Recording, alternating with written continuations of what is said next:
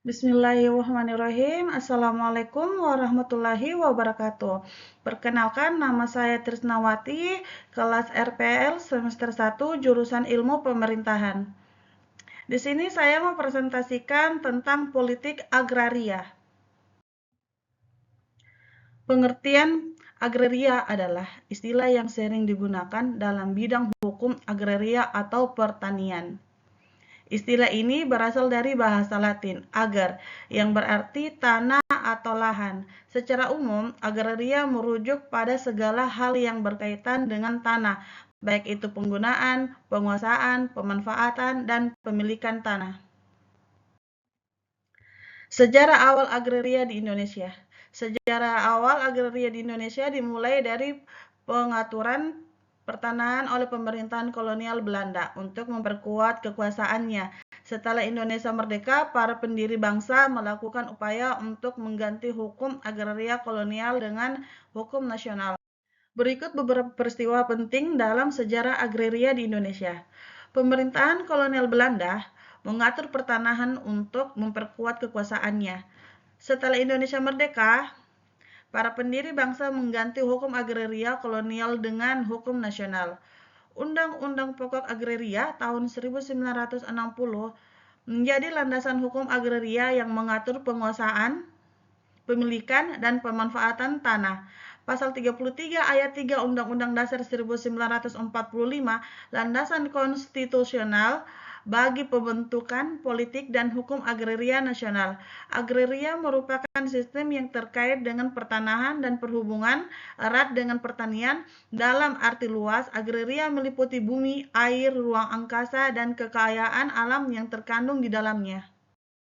Hukum agraria menurut para ahli. 1. Menurut Soebekti, hukum agraria adalah keseluruhan dari ketentuan-ketentuan hukum, baik hukum perdata maupun hukum tata negara maupun hukum tata usaha negara yang mengatur hubungan-hubungan antara orang termasuk badan hukum dengan bumi, air, dan ruang angkasa dalam seluruh wilayah negara dan mengatur pula wewenang-wewenang yang bersumber pada hubungan-hubungan tersebut.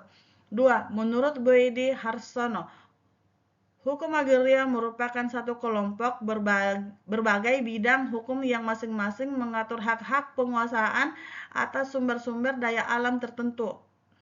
3. Menurut Bashan Mustafa, hukum agraria sebagai sebuah himpunan peraturan yang mengatur tentang bagaimana para pejabat pemerintah menjalankan tugas mereka di bidang keagrarian.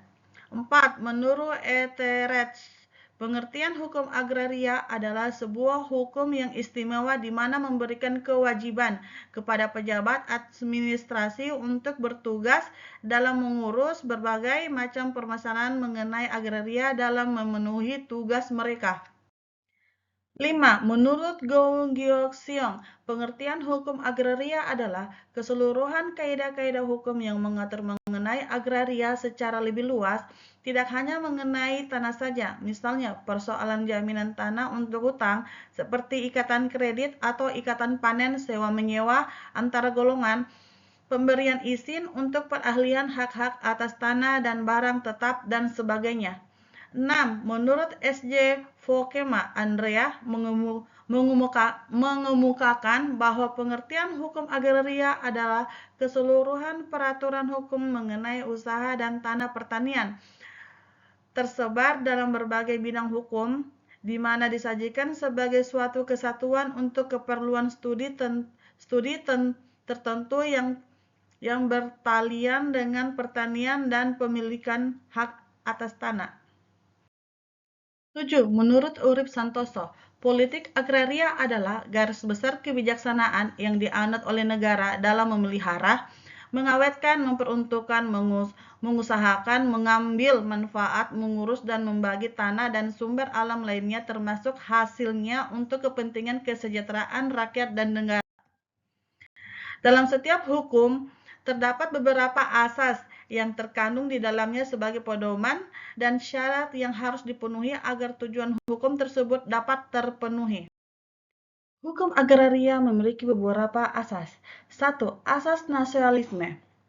Asas ini menyatakan bahwa setiap warga negara Indonesia tanpa membedakan antara laki-laki dan perempuan, baik asli maupun keturunan memiliki hak atas tanah dan hubungan antara bumi dan ruang angkasa. Jadi tidak boleh ada orang di Indonesia, tidak ada yang tidak memiliki hak dalam memiliki sebuah tanah, sehingga semua orang berhak memiliki kepemilikan pada sebidang tanah asal membelinya.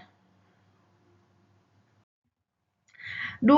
Asas dikuasai negara. Asas ini menyatakan bahwa bumi, air, ruang angkasa, serta kekayaan alam yang terkandung di dalamnya dikuasai oleh negara dan milik negara. Tidak heran jika tidak sembarang orang yang dapat mengelola kekayaan sumber daya alam negara, di mana negara harus ikut campur di dalamnya. 3. Asas hukum adat yang disaner. Asas ini menyatakan bahwa hukum adat yang bersih dari segi negatif dapat dijadikan sebagai hukum agraria. Jadi tidak heran jika beberapa hukum adat bisa dijadikan sebagai asas, asal hukum adat tersebut tidak bertentangan dengan hukum yang berlaku di negara tersebut. 4.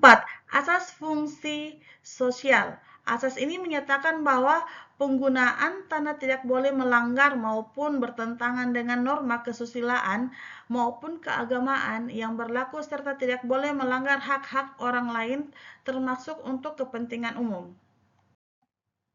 Sekian dan terima kasih. Wassalamualaikum warahmatullahi wabarakatuh.